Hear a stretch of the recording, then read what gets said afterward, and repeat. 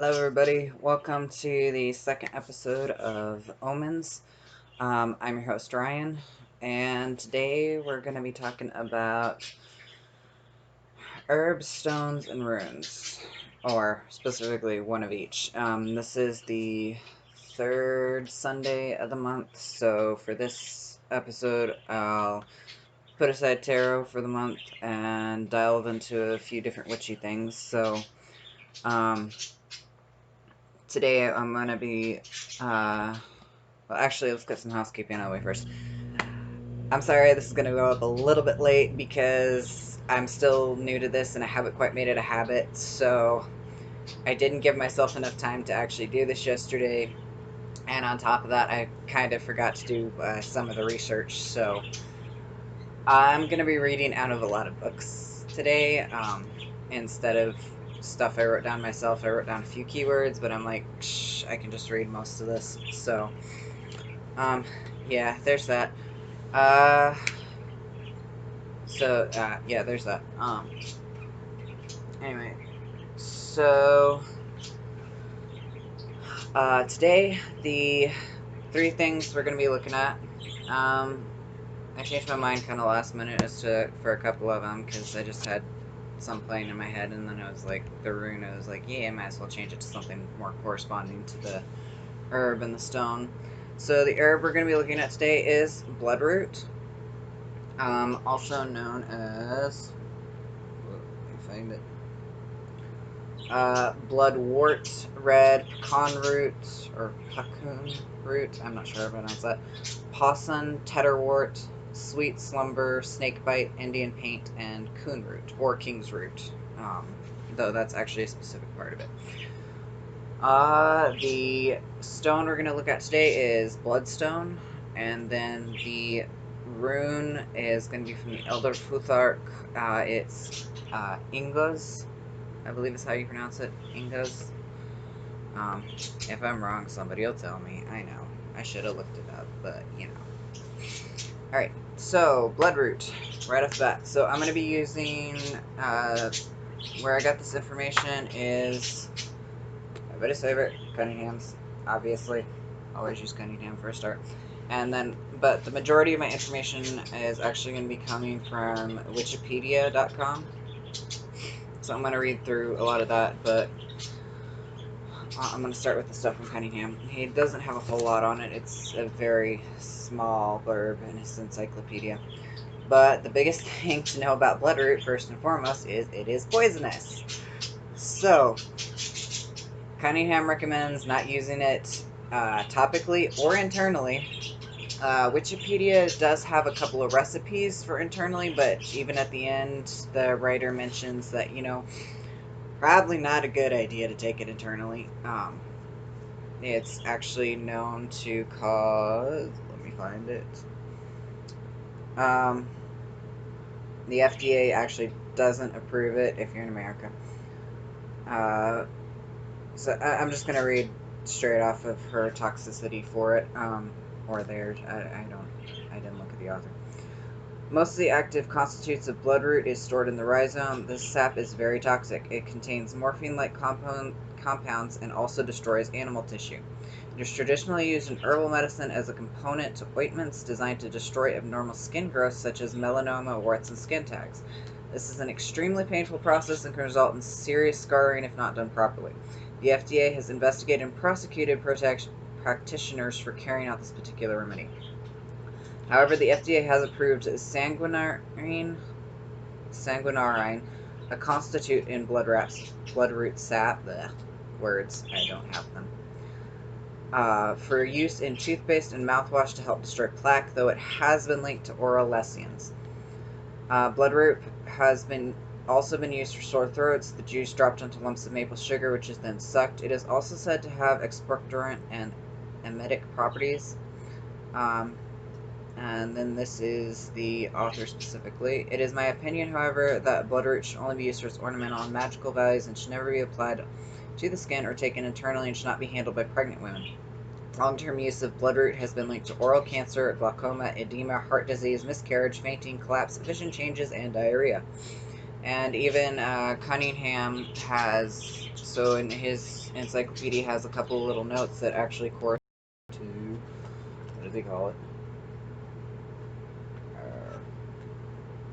Um,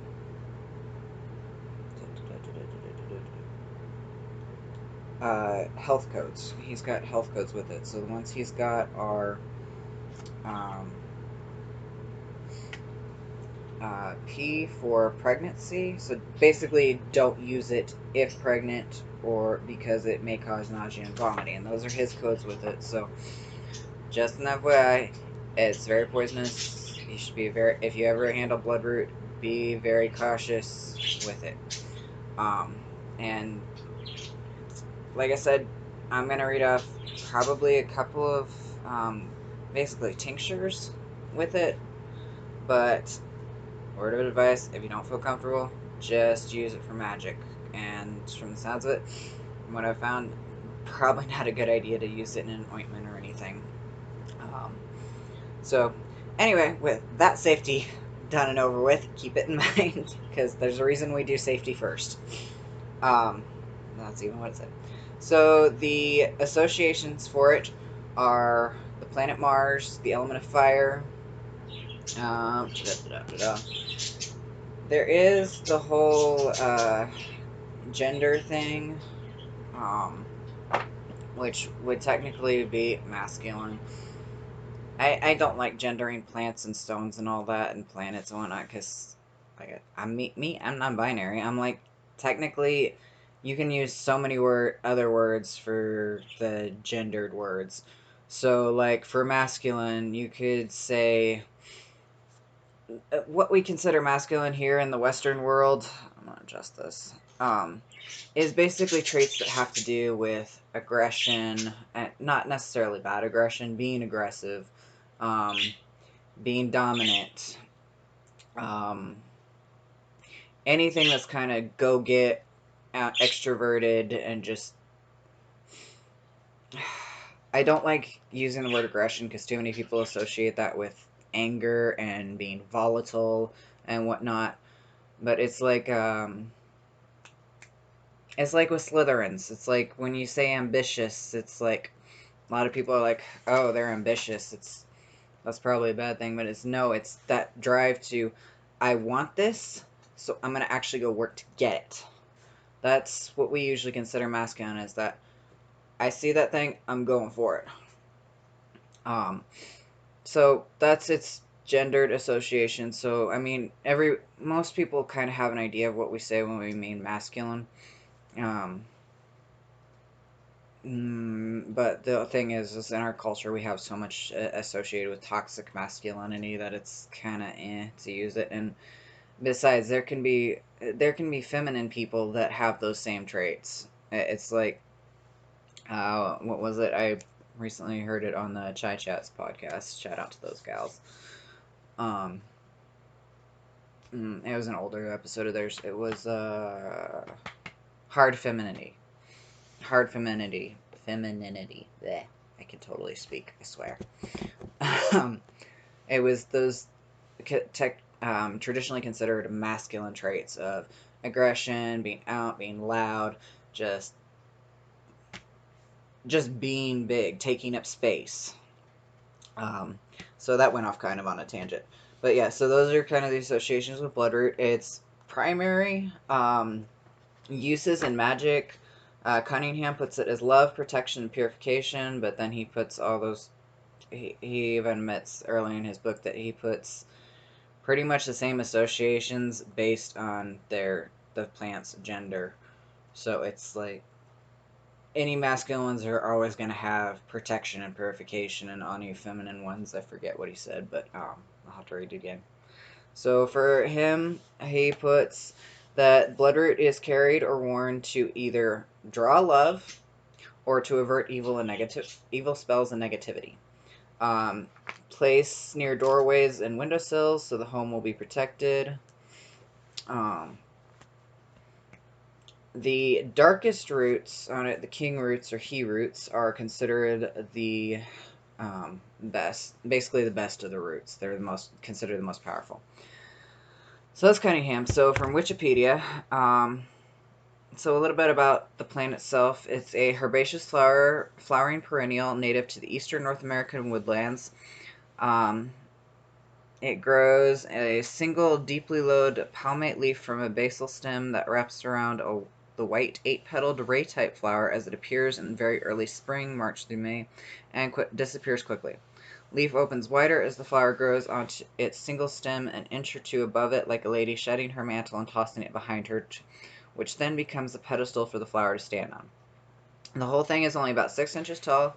Flowers, which are pollinated by bees and flies, disappear by mid-May or so, and then the leaf itself goes dormant by midsummer, leaving only the elongated green seed pods above ground to ripen. These attract ants who take them back to their nests and eat the fleshy, fruity part before throwing the seeds in the ant garbage pile where it then germinates. Double blooming varieties of bloodroot have been developed for the garden trade. These bloom much longer than the wild type. The root is a rhizome that stores a bright red sap. So a rhizome, I believe that's similar to like a potato. That stores a bright red sap, reminiscent of blood, which gives the plant its name. It grows just below the surface of the soil. They form colonies that become small mounds or clumps that look just beautiful in the early spring. So a little bit of history and folklore. It's a Native American wildflower that was used by the native population for red dye. It was apparently used as a body paint as well, though it must have been cut with some other ingredient to prevent serious skin damage.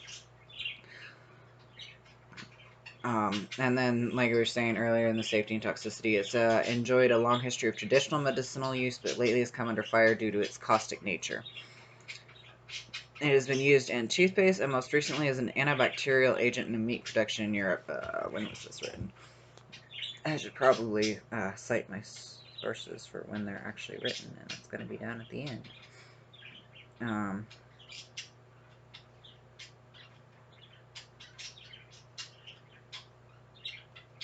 I don't know. Oh, she wrote it last year in October. No, wait. That's something else. Okay. That's a different episode. So, it does... Then we get into the propagation. So wild crafting, everybody know, a lot of people probably know wild crafting is when you go out in the wild and you actually find your herbs and stuff, and you pick any plants and whatnot, and you pick them to use in your magic and whatnot. This author recommends not doing that with Bloodroot because it's collected by many herbalists and magic users, and because of habitat loss.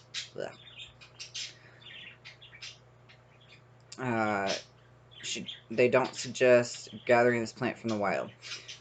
Unlike many wildflowers, it is relatively easy to grow in a shady spot in your yard. You may be able to purchase plants from a plant conservancy or a native plant dealer in your area. Do not take bloodroot from the woods or from parks unless you have the permission of the landowner. This is illegal. You can propagate bloodroot by seed or by cuttings or by division. It will spread it by its rhizomes and its seeds forming lovely clumps. Bloodroot likes a shady position in a well-drained, slightly acidic soil with a high organic content. It likes to be grown with other plants, and black cohosh is a wonderful companion for bloodroot.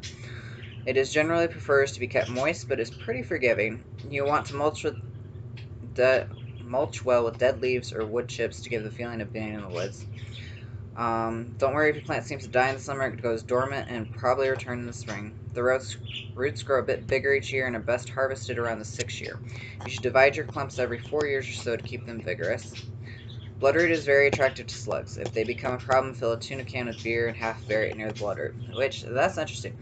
See, I love learning all this gardening stuff, but I know I'll never use it because I am not a garden witch. I have tried. I have killed a friend's plants just by taking dead leaves out of near of them, so that was impressive. Basically, in a nutshell, she was having a problem with her back and hips and couldn't really bend over. Asked me if I could at least clean up some of the dead leaves she couldn't get. So I did that, and she's got all kinds of plants, and she had flower beds and pots, and I just took the dead leaves out. I didn't touch the plants. Pretty much all of them were dead within a week. So I don't do plants. I have tried. I've been told, actually, specifically by some of my guys, no, don't even try. Yes, you're a bit of a kitchen witch, but no, not a garden witch, so I'm gonna have to make sure I always live near a garden witch, because I like things natural. But I at least am gonna share this, because I know a lot of pagans do garden and whatnot, so, I find it very interesting that I can't, but I still love my nature. Love being out in the woods and shit. Alright, so harvesting. After harvesting, wash the roots thoroughly, taking care not to bruise or break the skin. Lay on screen to dry in a warm place with good airflow. Protect the roots from lice and humidity. Roots are done drying when they have shrunk to a quarter of their original size and can be bent without breaking. The dried blood roots can be stored in paper or cardboard away from heat, moisture, or light for up to 2 years. So now that's interesting to me because that part I can do. Like I said, bit of a kitchen witch thing. So long as it's dead, I can work with it. And I can kill it. Well, I can kill it properly, and as long as it's dead, I can work with it. But I just cannot grow it. So, magical attributes. This is the needed stuff. This is what we're all here for. So it's popular protective hexbreaker for rootwork magic. Also a marriage protector and aids in promoting harmony with extended family members, especially in-laws, and helps prevent people from interfering in your marriage. So this author says it has a lot of marriage protection properties, basically, for harmony and whatnot, and for sexual potency. Blood roots vary in color, with the darker red to brownish roots being considered male or king roots, and the lighter orange to pinkish roots being considered female or queen roots. So that's not in Cunningham, but it is interesting to know. Combined in a single sachet of red flannel, these are used to encourage a healthy marital sex life by placing the sachet under the couple's mattress. Likewise, a bit of one of each root steeped in liquor, sometimes in combination with other herbs, is said to ensure sexual potency. After the herbs have steeped for several weeks, strain and drink a shot of the liquor to achieve the desired effect. That's one of the little recipes she has, or they have. Actually, I think that's the only one on here. But yeah, like I said, just remember, if you're gonna do that, I research it a lot, and just keep in mind it is extremely caustic and poisonous. Probably not a good idea to drink it every night. There are tons of plants out there that have sexual potency stuff. I mean, hell, go with ginger. It's like, if you can avoid, I mean, if you really want to spice up your sex life with your married partner or your long-term partner or whatever, then yeah, I'd do the sachet underneath the mattress, because honestly that sounds kind of cool. I would say the whole drinking it for sexual potency out of a liquor, if you know what you're doing, I mean you really know what you're doing, sure, go for it. Whatever. I mean, I'm not gonna condone it. I'm just gonna say keep in mind it is deadly dangerous. Or, well, not deadly, but, you know, it is dangerous. So, keep in mind, make sure you know what you're doing. And, honestly, if you can use something else, use something else. Ginger is a well-known sexual potency herb, or root, or whatever. So, you know, you got a ton of other varieties to choose from before you go for the possibly deadly one. Anyway, moving on. You can place Bloodroot over your door to encourage anyone who enters to respect your marriage. So this kind of goes with Cunningham's place over near doorways and windowsills so the home will be protected. But it goes into more detail. It's more, so Bloodroot apparently tends to be more of a marriage protector specifically, from what this author gives me. And I'm sure if I looked up different sources, it would show me all kinds of different stuff. But it's nice to have a knowledge of this is what it can be used for specifically instead of this is its general area. It's like, yes, about 60 billion plants fall in this general category. I need one that's specific to this. So it's nice to have those specifics. If you fear someone is trying to break up your marriage, sow some dried bloodroot into yours and your spouse's pillows. make sure it's I'd say in that case, make sure you're not gonna breathe it. Yeah, stuff it in there in the stuffing really well. Maybe wrap it up in something. I don't know. Well, I don't. It doesn't say anything about respiratory, so maybe not. But you know, it's safety first. Anyway. Bloodroot can be carried or placed around the home very high, out of reach of pets and children, as general protection from negative energy or spells, or it can be burned to cleanse an area of negative energy. So, there's that. So, I guess since it can be burned, it's probably not a respiratory. It probably won't do anything respiratory. Assuming you're not expected to eat it or rub it on your body, Bloodroot can be used in place of blood in spells. Dried Bloodroot can be pounded into powder and added to water to reach the desired consistency. Don't drink it. That's for use as blood, as a replacement for blood. Which is actually kind of nice. Household use, the red root sap yields an interesting but caustic red dye. It can be used to stain wood as well. And yeah, that finishes out that one. So, very interesting one. Powerful protective. You can use it for blood as a replacement for blood if you're doing blood magic. It's can be used for general protection as well as specifically for marriage protection and respect and all that. That's all I got on Bloodroot. Damn, that's 20 minutes. Alright, so next we got Bloodstone, which I did write it down, but then I was like, okay, no, I'm running out of time, so I'm just going to read. Bad Kindle. I don't want the camera. Okay, so Bloodstone, she has a couple pictures here. Oh yeah, it shows up. So tumbled and raw, so Bloodstone, even though you'd think it'd be red, it's actually mostly green. I don't have any. I was reading through this and I was like, I need to get some. So it's a red-green color. Its appearance is green quartz flecked with red or yellow jasper, often medium tumbled stone. It's readily available. Source, it comes from Australia, Brazil, China, Czech Republic, Russia, and India. Oh, you know what? I should probably tell you where I'm reading this from. This is from The Crystal Bible by Judy Hall.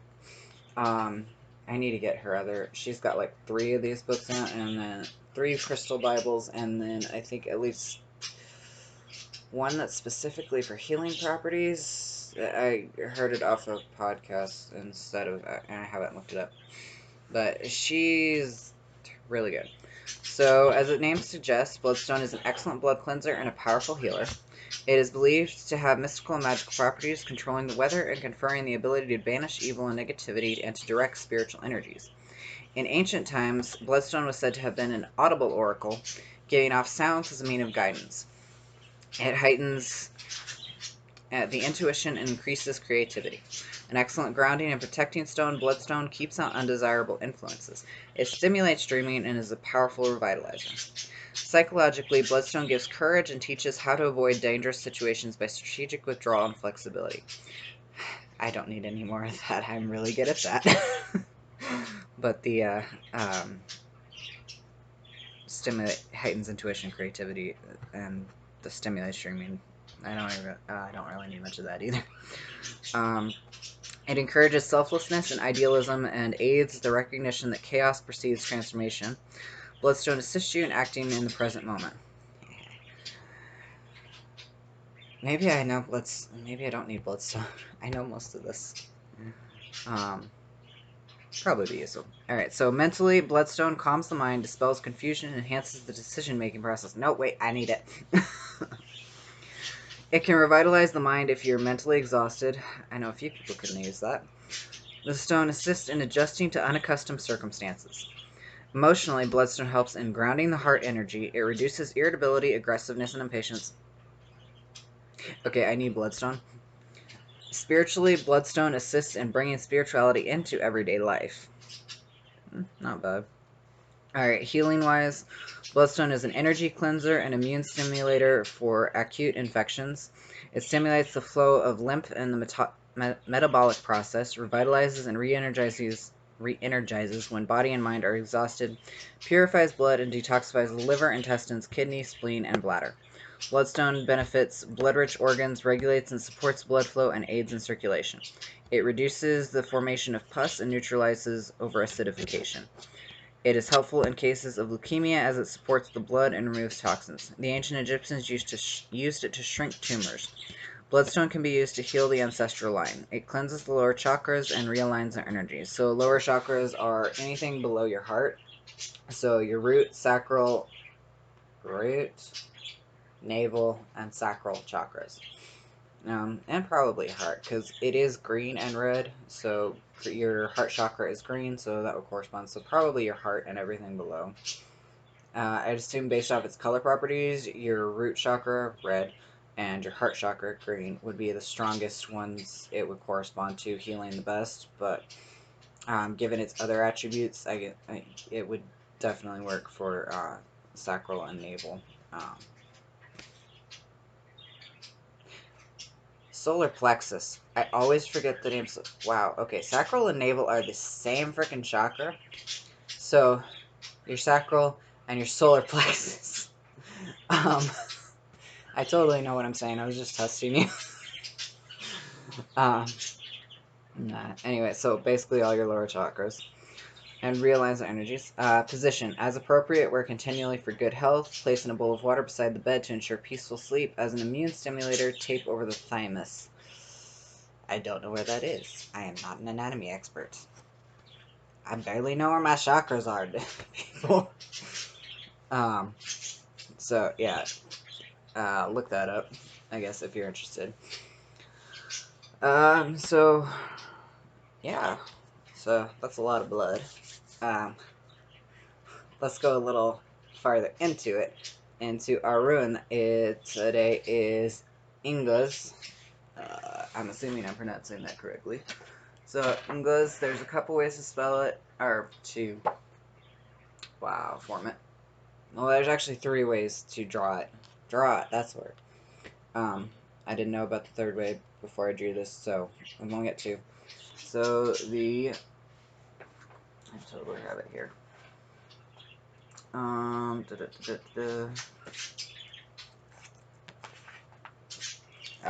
and I'm reading out of Leaves of Yggdrasil, Runes, Gods, Magic, Feminine Mysteries, and Folklore by Freya Osman. She's a really good rune author, and I need to get her other books so bad. She goes really in depth, and she's got some of her own stuff in here that she picked up from working with the runes. It's not. It's basically unverified personal gnosis, UPG. And, okay, so that's Scandinavian and Anglo-Saxon. So, if I can get it. Top form is, let's set that down, is the Germanic form, which you'll see most often. It's just a little diamond square thing. And then this one is the other form you'll see it in. It's Anglo-Saxon form. And then the 3rd form is, it's going to be lighter.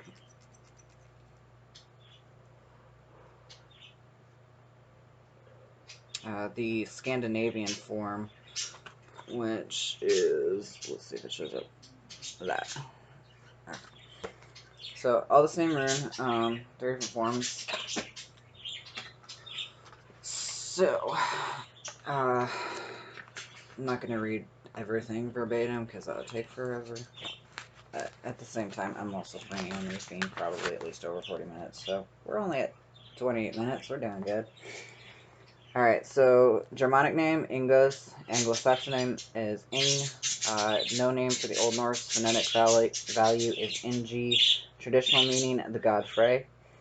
The name of this rune refers primarily to the god Yngvi's Frey. I'm not sure how to pronounce that. It's Yngvi, so somebody knows. Go ahead and tell me, but yeah, basically leave a comment with the way to actually find it pronounced, because I don't know how to pronounce it, so I'm probably not going to say it anymore. I'm just going to say Frey. The position of the Inguz rune in the Futhark ties in with the preceding runes, just as Manaz relates to Heimdall and Laguz to Nerthus and Njord. So Inguz signifies Njord's children, Frey and Freya. Frey is the son of Njord. Son of is one of the meanings of this rune. In Anglo-Saxon and Frisian patronymic names were formed by adding ing after the father's forename. This is the usual significance of the ing and names like Bunting and Hadding, which are found in England and Holland. The old Swedish royal family was called the Yngling, yeah, I'm not pronouncing that. Basically, they're supposedly descended from King the Frey. Just as the Anglo-Saxon royal families in England were said to be descended from Woden, according to the genealogies given by Bede or Bede. Inguz is also connected with the Ingiavons, described under the Manaz rune. So this is her, Freya's personal belief. Personal belief is that the real significance of the name England is in fact land of Ing, or England, as with an I instead of an E. The invading Germanic tribes, such as the Anglo-Saxon, Frisians, Jutes, and later on the Vikings, were probably Ingavons. In fact, most of the other Germanic countries appear to be associated with a specific patron god or goddess. Thus, Holland could be identified with Holda's land, Germany with Theo's land, Frisia could be matched with Frisia, Austria, Austria, Österreich might be seen as Ostara's realm, or Reich, and perhaps even Scandinavia is to be identified with the mountain giantess Skadi.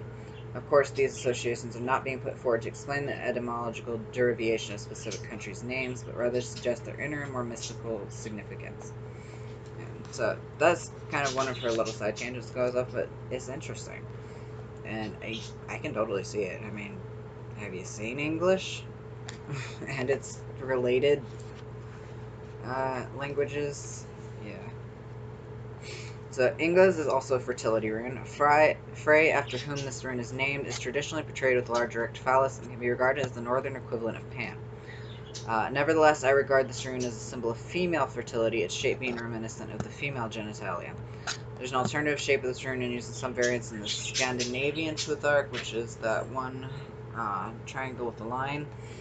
This would be the male form. If we take the Anglo-Saxon form of Inguz, this bottom one, and duplicate it a few times, we can see that it has remarkable similarity to the double helix, the shape of the DNA chain. So basically, if you stack that last one I just showed you, if you stack two of those together, I might be able to show you because she's got it here. Oh yeah, it shows up. Cool. So that right there.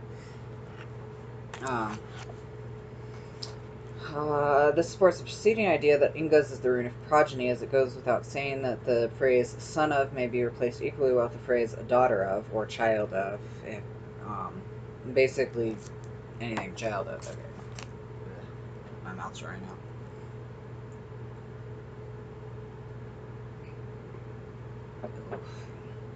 Man, I try not to drink on here because I've got a thing that certain sounds make me go wonky, and not as much with my own the own sounds I that make, but sometimes, especially when I got my headphones on and I just hear it, and it's like, ugh. But anyway, moving on. Inguz is the carrier of genetic material and confers upon the individual inherited characteristics of their ancestors. Reincarnation may be implied here as well, although we in the North interpret this concept in a slightly different way. It is a Northern belief that we are reincarnated into the same tribe or even the same family. This is connected with the spiritual idea of the evolution of the individual within the framework of a collective unit of which they are a part. In this context, the Inguz rune represents the continuation of the tribal or family Hamingja, and it was at one time considered possible to pass on the Hamingja voluntarily to a chosen individual of the family before death had occurred by means of magical practices which have now been lost. I have no idea what that is. Wow, my screen just went really clear for a second and then stopped. That's... I'm going to have to try to get an external webcam because I can't fix this anymore. On a practical magical level, Inguz rune can be used as an alternative form to a magical circle, which I thought was interesting. For Inguz has the shape of a circle adapted to the use of a carving on hard materials, and the four corners of the Inguz rune correspond to the four quarters in a normal magical circle. Within the circle, magical rune work can be performed. Furthermore, the Inguz rune can be used in a spell or sigil to contain other runic energies within it, if the working is to be carried out over a longer period of time, for example, a gestation period. Magically, 9 days would be the ideal period of gestation using Inguz. The Inguz rune is an excellent rune to use for astral projection. This can be carried out in a way similar to the usual occult practice by visualizing the Inguz rune on a door or a curtain and then projecting oneself through it. It would be even more magically effective to obtain or make a magical mirror in the shape of Inguz, which, that's kind of cool thinking. This is one of the 9 non-invertible runes, and it is associated with the world of Vanaheim and to a certain extent Alfheim. These worlds can be reached easily as they are very close to the physical plane. I can't remember which either of those are. I'm not up on my Norse mythology. Sorry. Inguz is closely related to Kanaz and Yara and can be seen as a progression of these runes. We can view Kanaz as either the male or female half of a polarity, depending on the gender of the person who is working with it. With Yara, we see 2 similar shapes circling around each other. Here we have both polarities, albeit still separate, like the 2 halves of a whole. In the shape of the Inguz rune, we find both halves joined and integrated, symbolizing completion, totality, and fulfillment. An interesting concept to think about from a craft point of view when working with Kanaz, Yara, and Inguz is their use as a magical system symbolizing the 3 seasons of the agricultural year. In olden days, our ancestors knew only 3 seasons, spring, summer, and winter. The 4th season of autumn is a later addition. Kanaz can be seen as the rune symbolizing sowing. Inguz is then the rune symbolizing the process of germination of growth, and Yara would be the rune symbolizing the reaping of the harvest. These correspondences tie in very well with the other correspondences that relate to each of these 3 runes. In runic divination, Inguz often denotes the completion of a situation and the progression to the next stage of the querent's affairs, depending, of course, on the other runes in the reading. As such, Inguz can mean a transformation or even a dark night of the soul. It is one of the runes which can induce initiation, especially when one is working with the feminine mysteries. The Inguz rune is the rune to be employed for the practice of lunar magic, such as Seder, or in more modern terms, witchcraft, fertility magic, and earth magic, in the worship of wells and trees, and in general the cult of the Vanir. At this stage of human development, as seen through the cosmology, it denotes man's spiritual aspiration and the attempt of primitive man to understand and manipulate the natural environment through the development of religion and magic. So that's that rune's, that's her full thing on that. I do have, for runic divination, I haven't gone through this all the way. Oof. She's got a lot here. I haven't really dug into her. Okay, to be fair, that front bookmark is where I've actually stopped reading. And I need to continue on. So, basic meaning of the runes of the first 8. That's the first 8. So the basic meanings for runic divination are, for Inguz, is integration, gestation, expectations, progeny. Psychological profile readings. The potential for individuation and integration. So that's for the divination. I don't really use runes for divination. It's just, I've already got tarot, all my cartomancy for one thing. I do a little bit of tasseography as well. So I don't tend to use runes for divination. It's just another thing on top of it, and it's like I can just use it. They don't have a hard enough time with my Marseille style decks and similar that are the ace through 10 cards are just pips. That's enough tapping into my intuition. So for the most part, runes, I use them more for magic than anything else, because it just makes more sense to me. So I use like bind runes and stuff. So magical application for Inguz is, where is it? Shape of the Inguz rune makes it a wonderful doorway to astral. In this way, it can be projected onto an imaginary door or curtain, as in a path working. Furthermore, the magical use of this rune is to integrate various components into a whole. A sigil composed of various runes placed in the middle of Inguz rune will act as a vessel containing, integrating, and gestating the combined energies until they are needed. The Anglo-Saxon variant of Inguz is about the best shape on which to start building a sigil or bind rune, for the function of this rune is to bind. So I think just talking about that pops in my head kind of a way you could say lay down on your working space or your altar or whatever if you're working to do something. You can lay out in like salt, sand, or benzoin gum or lodestone if you were trying to attract whatever, just any sort of kind of powder incense type deal. the actual shape of the rune, and then put whatever you're starting on that you're not quite ready to actually do, but you want it to kind of gestate and just gain that energy in the middle of it. Or if you wanted to do it, or a crystal grid, you could do the outside shape and Inguz, and then put the crystals in the middle. So that's kind of what it's talking about. It's a way to set up that spell, that craft and working, to sit there and just slowly, like if you were, what could be a good spell for that? Oh, well, you know what? Since we've got Bloodstone and Bloodroot, so we've got kind of a theme here going. Say if you have somebody with a blood disease, I mean, obviously they're going to the doctor and shit.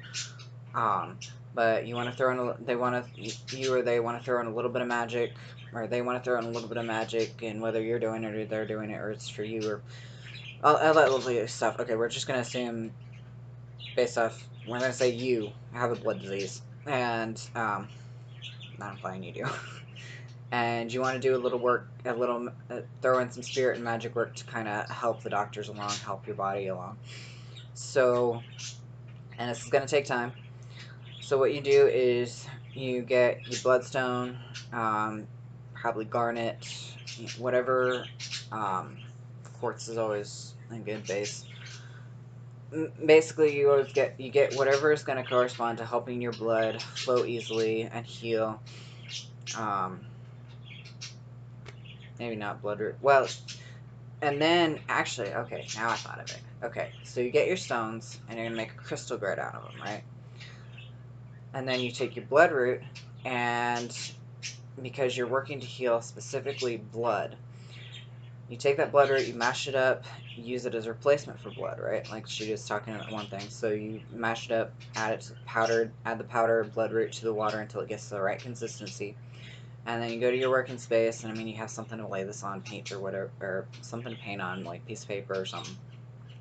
And you use that Bloodroot to draw out the sigil of Inguz, because this is going to take a long time, and you want to gestate that healing. You want that healing to really just sit there and grow. So you use Inguz as a way to draw it out, make your base, probably put in whatever sigils, maybe work in some bind runes for healing, whatever you want to draw inside of it. Then you set up your crystal grid with it, your bloodstone and your garnet and whatever else that translates to healing. You set up your crystal grid inside of it, you do your ritual over asking for healing, and you let it just sit there and permeate and gestate. And honestly, that one you could probably go longer than 9 days. You could probably leave that and like just bring that healing to me. Just bring it. And lost my train of thought. And so that's one way you can do it. And that's one little possible thing to tie that together. And that was actually not at all planned. That was spontaneous. So I think I like that. I'll keep up with that. Do kind of a common theme and throw in some sort of spell you could do with it. I think that's everything. So, this has been fun. I want to keep up with it, and I'm trying to get this in the habit, so I actually, it's like 9:45, so actually get this done sooner rather than later. So, again, you can find me on Facebook, Bags and Omens, with an ampersand, Bags and Omens on Facebook, so that's where I do all my... That's where I post up the links to these videos on YouTube, and I post my bags that I've made. Like I said, I'm taking a slight break from that for right now. I might do some Oracle draw. I did for a short while do weekly draws on there. I might go back to that. I'm not sure yet, because most of my weekly draws, check me out on... check me and my friend out, my friend Mashad, who's tarot reader, on Intuitive Tarot Read. I do the daily card draws on that. If you want to get in contact with me for reads, go to Bags and Omens, because Intuitive Tarot Read is Mashad's site. So I just do the daily draws. So if you want to see how I do my tarot, check me out there. if you want to come to me for a read, Bags and Omens. Ooh, I need more light. Leave that open. We got clear. So, yeah, Bags and Omens, and then, whoops, sorry. What else? Since I want to give shout outs to tarot reader friends, one of my other tarot reader friends, Joey, she also reads at the shop I'm at. She reads there Monday, Thursday, Friday, and Saturday. She also does classes. Divination by Joey on Facebook. I say that because if you want to come in for a live read, I'm at Strega on Friday Boulevard in Sierra Vista, 11 to 5 on Sundays. Where else? What else am I doing? Oh yeah, I'm working on setting up a Patreon because I got I have a video service so I can have these. That's a subscription, so that costs money. And then of course I want to try to get an external webcam. Though now that I have light, this might work. So we'll see. But yeah, if you want to support me, you don't want to read or anything, I'll have a Patreon up soon, probably by next week, hopefully. Um, Oh yeah, and then of course find these on YouTube for the most part if you found this through Facebook. Like, follow, comment, subscribe, all that lovely shit. And I'll see y'all next week. Bye.